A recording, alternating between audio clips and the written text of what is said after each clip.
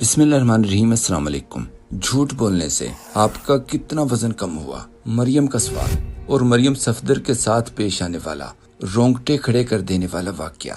اور بیچ راستے میں جا کے ہماری جو بیچ دریا میں بوٹ بند ہو گئی اور اس کے بعد وہ جو ہمارے واکی ٹاکیز تھے وہ کام نہیں کر رہے تھے تو آرٹیفیشل انٹیلیجنس جیمنائی کا راوی دا کچرا دا فائنل سروائیول کے نام سے ہالی ووڈ والوں کو نئی فلم کے لیے مریم نواز سے ملنے کا مشورہ۔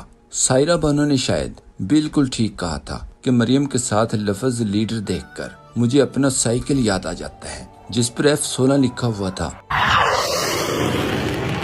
اس پر دلچسپ اور مزاحیہ تبصرے دیکھنے سے پہلے جان لیں کہ یہ کشتی کا اس قسم کا پہلا واقعہ نہیں ہے۔ اس دنیا میں ایسے ہی کئی واقعات اس سے پہلے بھی پیش آ چکے ہیں، جیسے سن 1955 بحر الکاہل کی بکھری ہوئی لہروں کے بیچ MV جوائٹا نامی ایک کشتی کا انجن اچانک فیل ہو جاتا ہے۔ 5 ہفتوں بعد جب یہ کشتی دوبارہ ملی تو یہ بالکل درست حالت میں پانی پر تیر رہی تھی، مگر اس پر موجود 25 انسان کہاں چلے گئے یہ آج تک راز ہے۔ انجن فضاؤں میں بند ہو جائے یا بے رحم لہروں میں اکثر موت اپنے ساتھ لے کر آتا ہے۔ عمران خان کے ہیلی کاپٹر کا انجن بند ہونے لگا تو ایک گاؤں میں اترنا پڑا، لیکن آج پتہ چلا کہ انجن بند ہونے کا ایک ایسا ہی خوفناک رونگٹے کھڑے کر دینے والا واقعہ فارم 47 کی وزیر اعلیٰ کے ساتھ بھی پیش آ چکا ہے۔ یاد ہے کہ پچھلے فلڈ میں جب میں بوٹ میں بیٹھی راوی میں بیچ دریا میں بوٹ بند ہو گئی، ہمارے واکی ٹاکیز تھے وہ کام نہیں کر رہے تھے۔ مریم کے اس ہولناک انکشاف کی تشریح کریں تو منظر کچھ یوں تھا کہ پچھلے سال جب سیلاب آیا تو مریم نے دریا کے درمیان جا کر ٹک ٹاک بنوانے کا فیصلہ کیا۔ ابتدا میں حالات بالکل نارمل تھے، پرسکون لہریں تھیں، موسم خوشگوار تھا، لیکن پھر وہی ہوا جو اکثر فلموں میں ہوتا ہے۔ جیسے ہی کشتی دریا راوی کے اندر 25 فیٹ دور گئی تو اچانک حالات بدل گئے۔ ایک زوردار جھٹکا لگتا ہے اور کشتی کا انجن ہمیشہ کے لیے خاموش ہو جاتا ہے۔ پتہ چلا کہ لہروں میں تیرتے ہوئے کچرے اور شاپروں نے انجن کا گلا گھونٹ دیا تھا۔ زندگی اور موت کی جنگ لڑی جا رہی تھی، سروائیول کی آخری کوششیں جاری تھیں، مگر کچرا اتنا زیادہ تھا کہ عین اسی وقت واکی ٹاکی نے بھی دم توڑ دیا۔ ذرا اس منظر کا تصور کیجئے، چاروں طرف راوی کا گدلا پانی، موبائل کے سگنل غائب، واکی ٹاکی ہمیشہ کے لیے خاموش۔ دنیا سے رابطہ مکمل طور پر کٹ چکا تھا، نہ کوئی ٹویٹ ہو سکتی تھی، نہ کوئی لائیو سٹریم۔ لاہور کا ساحل اب بھی 20 فیٹ دور تھا۔ ایسا لگ رہا تھا جیسے راوی کی لہریں چیخ چیخ کر کہہ رہی ہوں کہ اب تمہارا یہاں سے بچ کر جانا ناممکن ہے، لیکن تاریخ گواہ ہے کہ حوصلے کبھی نہیں ٹوٹتے۔ مریم بھی موت کے منہ سے نکل کر واپس آئی، لیکن باہر کیسے آئیں؟ مریم نے یہ تفصیلات ابھی تک صیغہ راز میں رکھی ہوئی ہیں، شاید اگلے سال بتائیں گی۔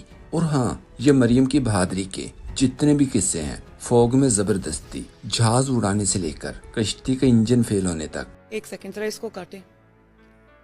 یا توشہ خانہ سے لگژری گاڑیاں کیسے لیں، اس کا جواب دینے کی بجائے سریعام آ کر کہنا میرے نام صرف ایک پائن ایپل ہے۔ مریم نواز شریف چور ہے، ڈاکو نکلا کیا اناناس۔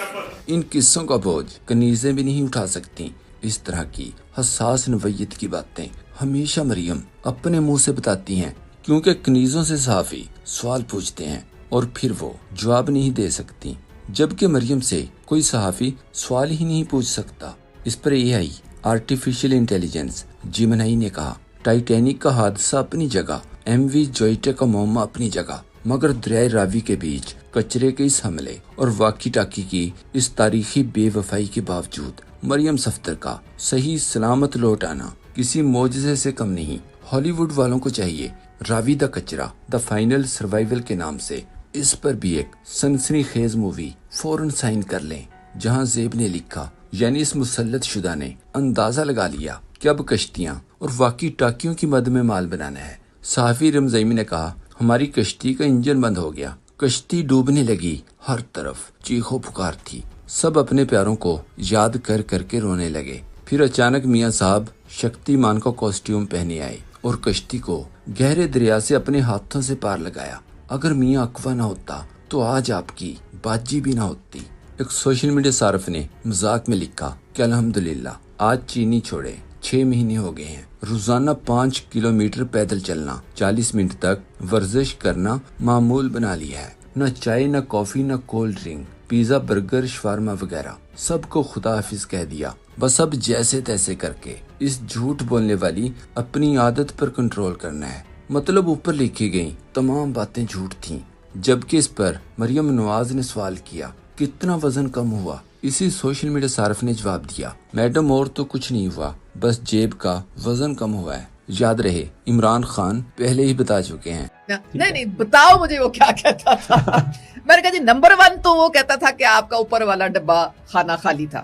سید ذیشان عزیز نے لکھا، ویسے میڈم آپ ڈاکیومنٹس وغیرہ بھی ایسے ہی پڑھتی ہوں گی، یعنی ادھورے، پورا پڑھا کریں ورنہ کوئی بندی رکھ لیں جو پڑھ کر سنا دیا کرے۔ طارق متین نے ٹویٹ کیا، نہ کالج میں پڑھا نہ ٹویٹر پر پڑھا مریم نواز شریف۔ سمینہ پاشا نے ٹویٹ کیا، آخری کام چھوڑنا میڈم کے لیے بھی کافی مشکل ہے۔ مریم کو مخاطب کرتے ہوئے اسد اللہ خان نے مشورہ دیا، میڈم مذاق کیا ہے اس بندے نے، دوبارہ پڑھیں۔ اس پر ایک سوشل میڈیا صارف نے لکھا، شریف خاندان کی حصے مزاح اور کامن سینس سے آپ کی توقعات کچھ زیادہ ہی نہیں ہیں۔ ویسے اگر جھوٹ بولنے سے وزن کم ہوتا، میڈم فارم 47 کو خوردبین سے زوم کر کے دیکھنا پڑتا۔